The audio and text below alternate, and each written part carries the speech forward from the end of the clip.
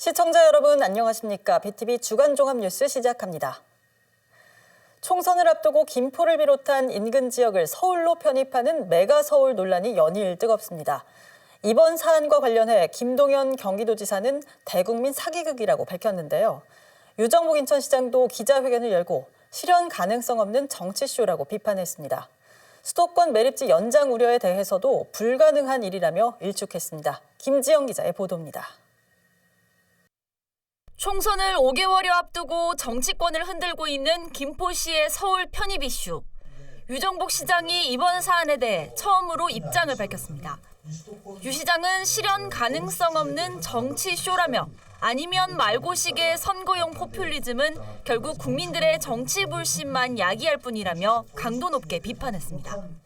저는 김포시, 서울시 편입에 대해서 찬반의 문제를 얘기하는 게 아닙니다. 첫째는 실현 가능성이 있느냐의 문제를 얘기하는 거 아닙니까? 지금 얘기한 대로 그걸 특별법으로 해서 하는데 국회가 그렇게 할 수 있는 구조가 돼 있느냐. 그러면 결국은 혼란만 초래하다가 국민 불신만 정치 불신만 야기시키는 그 책임은 누가 질 것이냐. 김포시의 서울 편입은 인천에서 수도권 매립지 이슈로 부각하고 있습니다. 수도권 매립지 4매립장 일부는 행정구역상 김포시에 속해 있습니다. 김포가 서울에 편입되면 매립지를 연장 사용할 수 있다는 우려가 나오는 이유입니다. 실제로 김병수 김포시장은 수도권 매립지를 방문하려다 돌연 취소하기도 했는데 유 시장은 이런 우려에 대해서도 불가능한 일이라며 선을 그었습니다. 전혀 뭘 모르고 하는 얘기들이 전혀 그거 관계없이 수도권 매립지는 지금 말씀드린 대로 사자 협의체가 가동되고 합의 사항을 바탕으로 해서 풀어갈 얘기지 이거하고는 결부시킬 사항도 아닐 뿐만 아니라 이 자체가 비현실적인데 그걸 무슨 결부시켜서 무슨 얘기를 하겠습니까? 김포에 이어 고양과 광명, 구리 등 인근 지자체들도 서울 편입을 검토해야 한다는 주장이 나오는 상황. 유 시장은 김포시의 서울 편입 문제는 행정과 재정, 국방 등 어느 하나 제대로 검토되지 않았다며 현 정부의 국가균형발전 정책과도 반대된다고 지적했습니다. 이런 가운데 국민의힘은 김포시의 서울 편입 관련 특별법을 당론으로 발의하겠다며 뉴시티 프로젝트 특별위원회까지 꾸렸습니다. 수도권을 집어삼킨 서울 메가시티 이슈가 어떻게 흘러갈지 전국에 관심이 쏠리고 있습니다. BTV 뉴스 김지영입니다.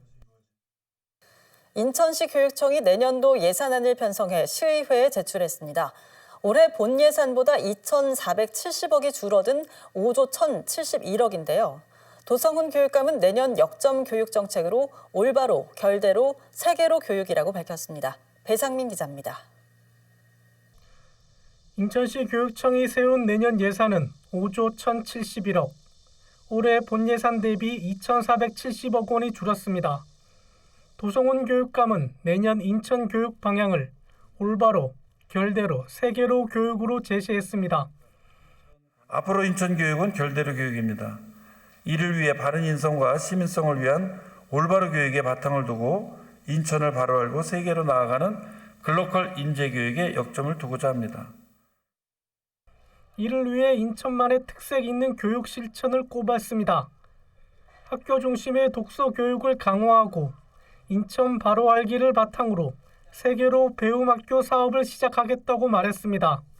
학생 맞춤형 진로 진학 직업 교육도 강화합니다. 사이버 진로교육원의 교육 자료를 지속적으로 확충하고 1,000명의 진로 직업 멘토단도 3,000명까지 확대하겠습니다. 또한 권역별로 학생 미래 슈퍼비전 센터를 설립하여 온오프라인 진로 상담과 교육의 거점으로 삼겠습니다. 다음은 미래를 준비하는 디지털 생태 교육입니다. 초등교육 전면화를 위한 초사 고3 노트북 보급은 지속하고 인천 AI 교육센터 구축을 위해 50억 원을 편성하는 등 AI 교육도시 인천의 기반을 만들어 가겠습니다. 이와 함께 교육 격차 완화, 교육복지 확대를 위해 늘봄학교 확대, 학생 치료비 지원, 장애학생 대학형 전공과 운영 확대도 추진합니다. 이번 예산안은 시의회 심의를 거쳐 12월 14일 본회의에서 의결될 예정입니다. BTV 뉴스 배상민입니다.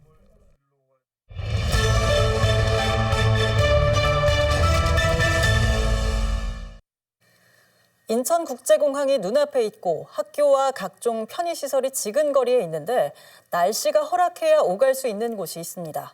옹진군 북도면인데요. 2년 뒤엔 자동차로 5분이면 도착할 수 있게 됩니다. 인천 영종도에서 신도와 강화를 지나 북한 개성과 해주까지 이어지는 서해 평화도로 건설 1단계 사업이 완공되기 때문인데요. 지역 경제가 활성화될 거란 기대가 크지만 우려도 적지 않습니다. 먼저 김지영 기자가 섬 주민들의 이야기를 들어봤습니다. 4개의 작은 섬으로 이루어진 옹진군 북도면. 북도면의 가장 끝에 위치한 신도와 영종도 사이 거리는 2km가 채 안 됩니다. 육로라면 5분이 채 걸리지 않는 거리. 하지만 뱃길이 끊기면 섬 주민들에겐 천리길보다 멀게 느껴집니다. 기상 악화로 배가 뜨지 못하면 응급 환자는 치료 시기를 놓치고 학생들은 통학을 포기하는 상황입니다. 응급 환자가 생겼을 때 바로 앞에 육지인데도 그걸 보면서도 큰 병원에 나가지 못하고 여기서 발동동으로다 세상 뜨는 일도 있고 또 학생들이 이제 영종으로 통학을 해요. 배 타고 나가서 끝날 무렵에 또 비바람이 불고 안개가 끼면 배가 못 오잖아요. 그 학생들 영종에서 자야 돼요.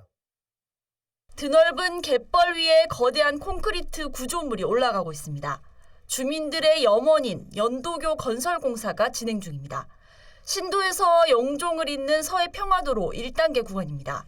지난 2021년 첫 삽을 뗀 뒤 착공 2년 10개월 만에 공정률이 52%를 넘어섰습니다. 지금 현재 공정률이 계획 대비 한 2% 정도 더 초과된 공정률을 보이고 있기 때문에 연말 25년 말까지 준공하는 데는 전혀 문제가 없을 것 같습니다. 연도교의 총 연장 길이는 3.2km, 왕복 2차로 도로로 조성됩니다. 총 사업비는 1,400억 원이 투입됩니다. 다리 교각 건설은 거의 마무리 단계로 현재는 상판 공사가 진행되고 있습니다. 섬 주민들은 다리가 건설되면 교통 편의성이 증대되는 것뿐 아니라 지역 경제가 활성화될 거란 기대감에 부풀어 있습니다. 특히 섬 관광이 더욱 활기를 띨 전망입니다. 북도면의 삼형제 섬으로 불리는 신시모도, 아름다운 해변과 트레킹하기 좋은 산책길을 찾아 주말마다 관광객들의 발길이 이어지고 있습니다. 연도교 건설로 육로교통이 개통되면 더 많은 사람들이 찾을 걸로 예상됩니다. 글쎄요, 가까우니까 또 다리가 있으니까 이제 자가용으로 갈 수 있고 편할 것 같고, 첫째는 섬으로서는 가장 가깝잖아요. 그리고 또 얘기 듣기로는 강화도 가기도 쉽다 하더라고요. 그래서 상당히 기대를 하고 갑니다. 하지만 기대가 큰 만큼 우려도 적지 않습니다. 열악한 섬 내부 도로와 주차 부족 문제는 풀어야 할 과제입니다. 상하수도 시설과 가스 배관, 쓰레기 처리 용량 확대 등 생활 인프라 구축 사업도 절실합니다. 지금에 비해서 관광객이 몇 배로 증가할 거는 우리가 불현도 보잖아요. 달이 낮기 전에, 준공되기 전에 그런 도로 확장이라든가 주차장 확보라든가 그런 게 먼저 반드시 되어야 되지 않겠나 하는 걱정이 먼저 앞섭니다. 도로 설비와 주차장 조성 등 다리 건설에 대비해 필요한 예산은 233억 원. 하지만 이미 투입됐거나 내년까지 투입 예정인 예산은 80억이 채 안 됩니다. 연도교 건설이 섬 활성화로 이어지기 위한 철저한 준비가 필요한 시점입니다. BTV 뉴스 김지영입니다. 앞서 보신 것처럼 영종과 신도를 연결하는 서해 평화도로 1단계 사업은 순항하고 있는데요. 하지만 신도부터 강화까지 연결하는 2단계 사업은 답보 상태입니다. 당초 민자 사업으로 추진하려고 했지만 경제성을 확보하지 못하면서 난항을 겪고 있는데요. 인천시는 재정 사업으로 바꿔 추진하겠다는 계획입니다. 이어서 이정윤 기자가 보도합니다. 서해 남북 평화도로 건설 사업은 영종 국제도시에서 신도와 강화를 거쳐 향후 개성, 해주까지 연결하는 대규모 프로젝트입니다. 우선 1단계 사업으로 영종 국제도시와 신도를 연결하고 2단계 사업으로 신도와 강화를 잇겠다는 계획입니다. 공정률 52%를 넘으며 순항하고 있는 1단계 사업. 문제는 2단계 사업입니다. 이곳은 강화군 선두사리 선착장입니다. 제 뒤로 보이는 저 섬이 바로 신도인데요. 신도에서 이곳 강화까지 연결하는 서해 평화도로 2단계 건설 사업이 추진되고 있지만 현재까지 답보 상태입니다. 당초 계획한 2단계 사업비는 총 3,500억 원. 민자 방식으로 추진하려고 했습니다. 하지만 경제성이 부족한 것으로 나타나면서 민자 사업이 불가능한 상황. 막대한 예산 확보가 관건인데 인천시는 일단 사업 방향을 바꿨습니다. 지난 4월에는 영종과 강화를 잇는 도로 사업을 국도로 지정해달라고 건의했고 8월에는 민자 사업에서 재정 사업으로 전환하는 내용의 접경지역 발전 종합계획 변경안을 제출했습니다. 국도로 지정해 국가가 직접 시행하는 방안과 재정 사업으로 전환해 인천시가 시행하는 2개 안을 건의한 겁니다. 인천시가 행안부에 제출한 접경지역 발전 종합계획 변경안을 보면 2단계 사업비는 3,500억 원에서 4,530억 원으로 늘었습니다. 인천시는 2단계 사업이 반드시 필요한 사업인 만큼 재정 사업으로 변경하고 예비 타당성 조사도 면제해 줄 것을 요구하고 있습니다. 접경지역 종합발전 계획 변경안 확정은 행안부에서 금년 연말에 할 예정이고요. 그리고 국도 노선 지정 변경안은 내년 상반기 중에 계획되어 있는데 2가지 방안에 대해서 다각적으로 검토 중에 있습니다. 현재 강화군에선 인천을 연결하는 도로가 한 곳도 없습니다. 초지대교와 강화대교가 유일한 도로인데 모두 김포와 연결되는 다리입니다. 평화도로 2단계 사업이 강화군 주민들의 수건 사업인 이유입니다.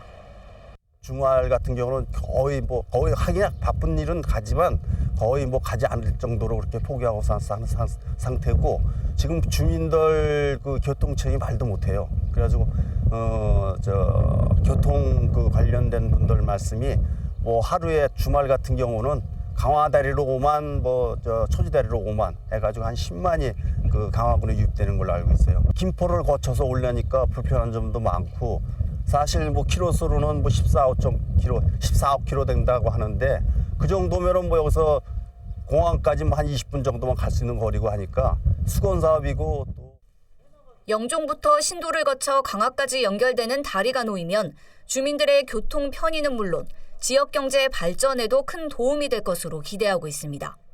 평화도로 건설은 윤석열 대통령의 공약이기도 합니다. 주민들은 답보 상태인 2단계 건설 사업이 조속히 추진될 수 있도록 정부가 적극 나서줄 것을 요구하고 있습니다. BTV 뉴스 이정인입니다.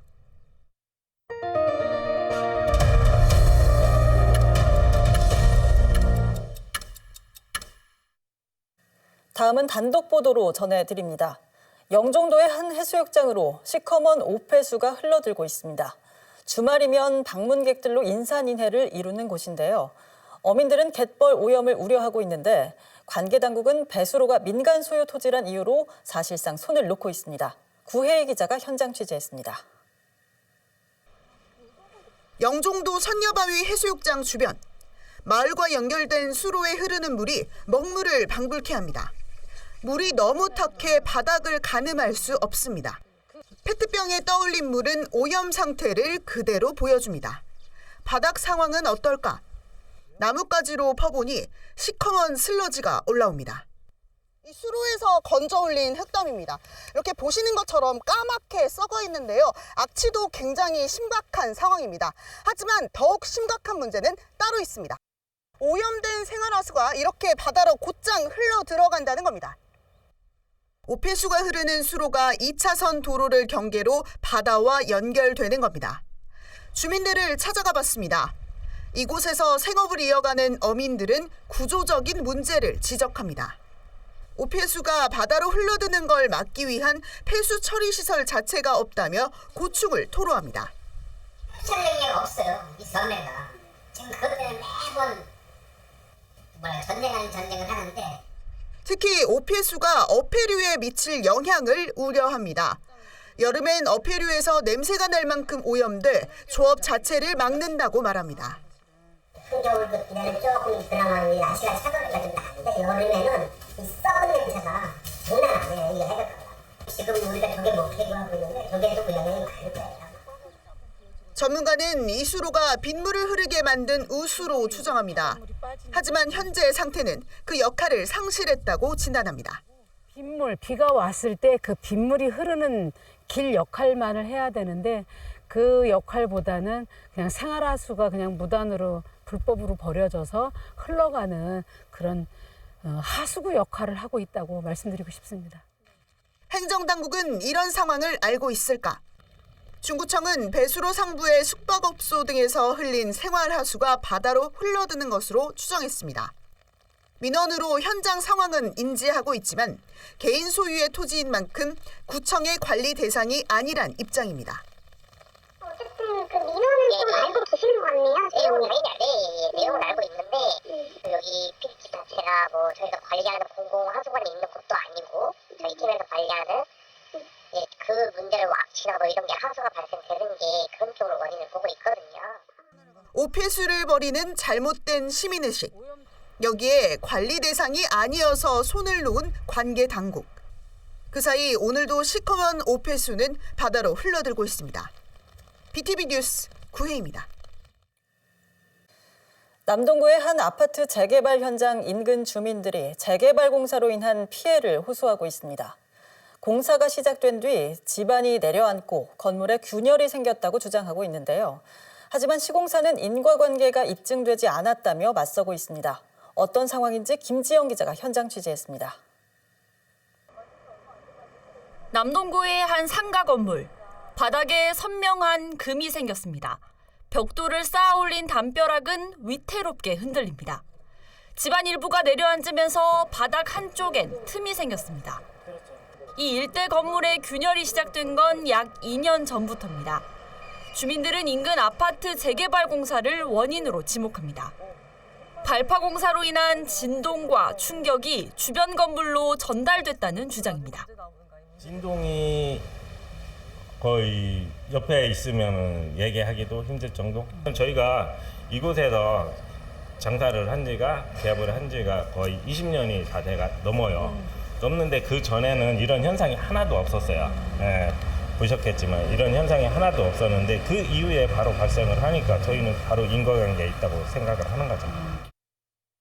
주민들은 당초 건설사가 피해를 보상하겠다는 말만 믿고 기다렸는데 이제 와서 책임을 회피하고 있다며 억울함을 토로합니다.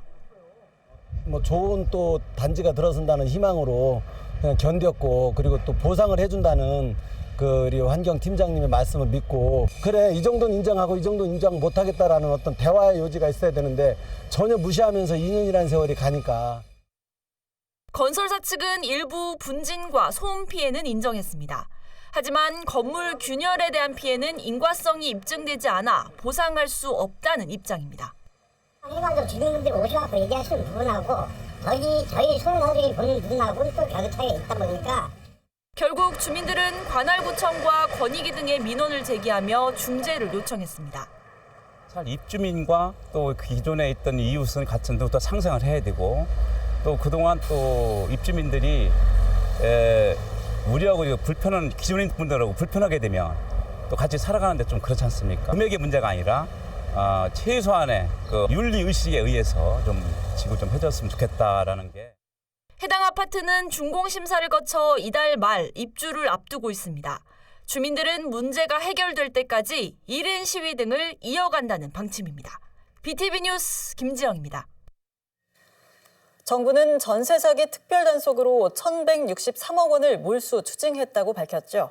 하지만 피해자들은 돌려받은 게 없다며 해결을 촉구하고 있는데요. 특히 추운 겨울을 앞두고 전기와 수도마저 끊길 위기에 놓이면서 피해자들의 불안감이 커지고 있습니다. 구혜희 기자가 취재했습니다. 미추홀구에서 아파트를 구했다가 전세 사기를 당한 진솔 씨. 요즘은 하루하루가 살얼음판입니다. 11개월 동안 요금 미납으로 인해 전기가 끊길 수도 있다는 통보를 받은 겁니다. 매번 성실하게 관리비를 납부했던 진 씨는 이런 통보가 황당합니다. 다른 그 빌라들에 비해서 저희 아파트 같은 경우에는 만약 공용 전기가 끊기면은 이제 우리 냉장고도 사용할 수 없을 만큼의 공동 전기다 보니까 다 끊기게 되거든요. 그래서 엘리베이터가 끊긴다 그러면 일상생활이 안 되는 거예요, 저희는. 걱정은 또 있습니다. 전기에 이어 수도마저 끊기는 건 아닌지 우려합니다. 수도도 그 전기를 올리잖아요. 그럼 다 끊기는 거죠. 수도도. 그래서 문제가 크죠. 급한 마음에 피해자들은 한국전력에 긴급 면담을 신청했습니다. 당장 단전이라도 막아보자는 다급한 마음인데 한전은 이미 유예 기간을 줬다는 입장을 밝혔습니다. 시청에서 단전이나 이런 부분들을 좀 고려를 해달라. 상황이 지금 갑자기 이렇게 발생이 됐으니까. 그래서 그때부터 한 7월까지는 원래는 2개월이 전기요금이 밀리면 단전 예고를 하고 3개월. 그렇다면 왜 이런 상황이 벌어진 걸까? 아파트 관리 주체인 A업체는 관리비를 안 낸 세대가 50~60%에 달해 세입 부족으로 전기료를 내지 못했다고 해명했습니다.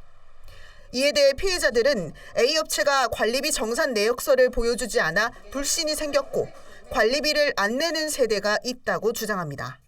투명성만 제공이 되면 우리가 납부를 하겠다라는 거거든요. 그들한테 요금을 걷고 이런 과정을 또 임차인 중에 누군가가 한 명이 희생을 해야 이루어질 수 있는 과정이거든요. 근데 이게 현실상으로 너무 어렵잖아요. 논란이 커지자 A업체는 관리비 지출 내역 공개를 검토 중이라고 밝혔습니다. 어느 정도선까지 정리를 해서 드려야 되나 해갖고 이제 무조건 회의를 하고 있는 거고요. 작년 8월부터 받은 거고요. 그 뒤부터는 뭐 운영을 못하거나 안 하거나 한 건 없다고 생각합니다. 이날 회의에 참석한 전세 사기 피해 아파트 가운데 전기요금을 미납한 곳은 총 62세대. 한국전력은 미납요금 가운데 10월분이라도 납부한다면 단전 조치를 한 달 정도 연장할 수 있다고 밝혔습니다. 하지만 이마저도 임시 대책에 불과해 본격적인 겨울을 앞두고 피해자들의 근심은 더 커지고 있습니다. BTV 뉴스 구혜입니다. 이번 주 준비한 소식은 여기까지입니다. 이상으로 BTV 주간 종합 뉴스를 마칩니다. 편안한 주말 보내시길 바랍니다.